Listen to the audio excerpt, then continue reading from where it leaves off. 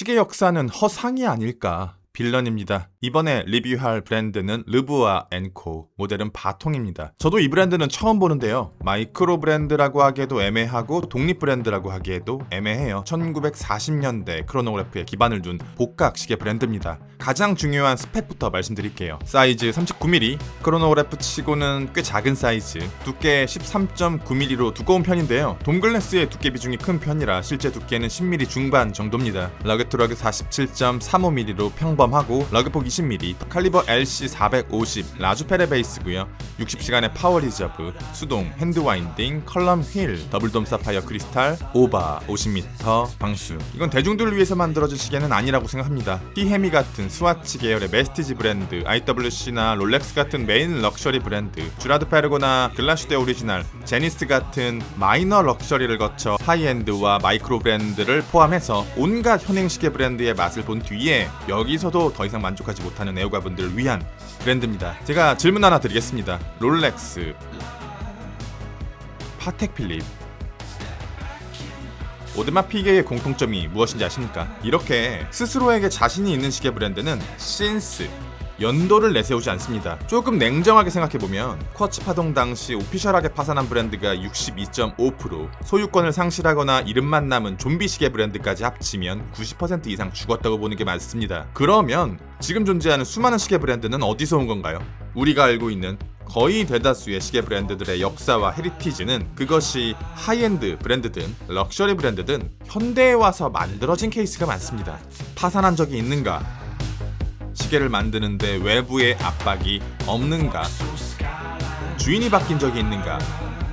시계를 만드는 실력이 여전히 뛰어난가? 이 네 가지가 과거부터 현대에 이르기까지 변질없이 유지되는 진짜 역사를 가진 시계 브랜드는 냉정하게 5개 이내라고 생각합니다. 진짜 중요한 건 지금 얼마나 좋은 시계를 만드는가. 이제는 시장도 여기에 반응하고 있다고 생각합니다. 론진 오메가를 필두로 중간계 시계 브랜드들이 메리트를 잃어가고 있고, 이 자본들이 초고가 하이엔드와 독립시계 브랜드 그리고 리바이벌 브랜드로 이동하고 있습니다. 브라이틀링도 이 흐름을 읽었는지 유니버셜 제네버를 다시금 부활시켰고 갈레까지 추가로 인수하면서 갈레, 브라이틀링, 유니버셜 제네브로 이어지는 작은 그룹을 만들어냈습니다. 시장이 바뀌고 있고요. 보수적인 한국에도 느리지만 그 영향이 조금씩 나타나고 있는 것 같아요. 이 브랜드는 굉장히 특이한 방식으로 복각을 했어요. 시계의 복원을 브랜드가 아니라 애호가들에게 맡기는 방식으로 진행했습니다. 시계의 구성, 색감, 디자인, 무브먼트, 소재 이런 것들을 애호가들의 투표로 결정했고요. 그러다 보니까 애호가들이 원하는 것들을 전부 반영해주기 때문에 우리 시각에서 봤을 때 이상적인 시계가 만들어지고요. 그 덕분에 오리지널리티를 가장 중요하게 생각하는 애호가들의 요구에 따라 원본과 거의 동일하게 만들어졌습니다. 다이얼의 색상은 연어색입니다. 빛이 적을 때, 빛이 많을 때, 일반적인 상황에서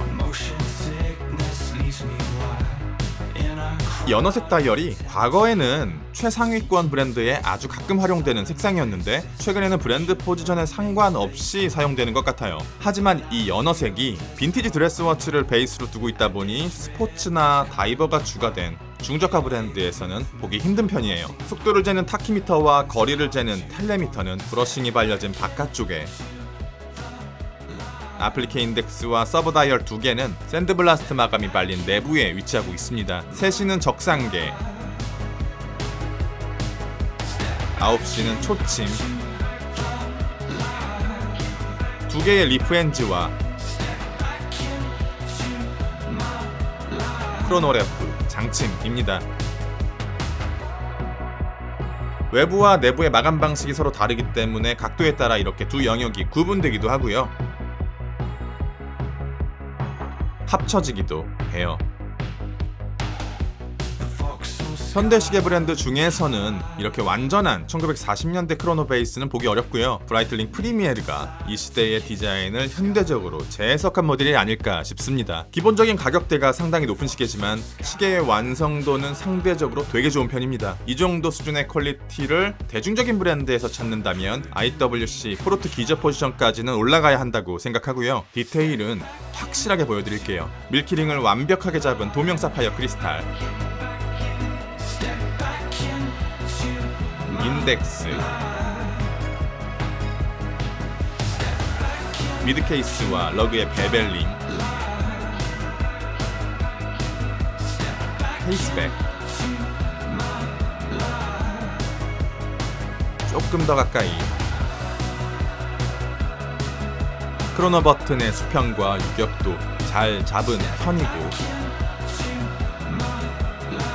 케이스백은 시스루로 볼 수 있습니다. 라주펠의 크로노 무브먼트고요. 이 무브먼트사는 하이엔드 저 너머의 예술작품을 만들어내는 하이퍼 등급의 무브먼트사 아래, 리차드 밀이나 오데마 피게에서 쓰는 하이엔드 무브먼트사 아래 존재하는 럭셔리 등급의 무브먼트사입니다. 이 무브먼트가 워낙 비싸다 보니까 가격을 맞추기 쉽지 않아서 자주 볼 수 있는 무브먼트는 아니에요. 개인적으로 미적인 아름다움은 스피드마스터나 르마니아 1873이 더 낫다고 생각하는데, 크로노 버튼을 누르는 감각과 와인딩감은 그 둘보다 조금 더 맛있습니다. 크로노 무브먼트는 저가형인 캠과 고가형인 컬러밀 방식으로 나눠지는데요. 캠 방식의 크로노는 버튼을 누르면 이빨이 부러지는 듯한 감각이고요. 컬러밀 크로노는 필름 카메라의 셔터를 누르는 감각입니다. 무브먼트 중심부는 로터를 대신해서 거대한 배럴 브릿지가 배럴을 고정하고 있고요. 배럴 브릿지의 베벨링은 정말 칼같이 잡아놨습니다.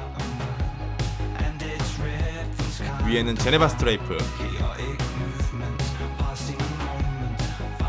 노출된 브릿지에는 둥글둥글한 페릴라주 마감이 입혀져 있습니다. 1940년대 빈티지 크로노래프를 라주펠의 컬러밀 크로노 무브먼트를 넣어서 럭셔리 워치 수준의 빌드 퀄리티로 잡아놨습니다. 비슷한 등급의 크로노래프를 메이저 브랜드에서 구매하려면 여기서 2배 조금 더 넘는 금액을 줘야 할 것 같은데, 가치 판단은 각자의 계산기로 두드려 봐야 할 것 같습니다. 사실 최근에 한국의 시계 애호가들이 말라 죽어간다는 느낌을 받고 있거든요. 너무나 높은 환율과 현실과 동떨어진 시계에 대한 관세 때문에 한국 내 가치 있는 시계들은 해외로 유출되고 있습니다. 시계 가격은 미친듯이 상승하고 있고요. 하지만 한국 애호가들의 경제력과 함께 시계신의 시장도 커진 만큼 애호가들의 다채로운 취향의 폭도 함께 늘어났고요. 최근 다양한 시계 브랜드들이 한국 애호가들의 마음을 선점하기 위해 들어오고 있는데, 이런 다양성은 우리들에게 무조건적인 이득이라고 생각합니다. 리뷰는 여기까지. 빌런이었습니다. 감사합니다. 이 브랜드가 지금 해외에서는 인기가 되게 많은 편이라 모든 모델이 완판된 상태라고 합니다. 그래서 생산을 하고 있는데 지금 예약하면 8월 말 정도에 시계를 받을 수 있다고 해요.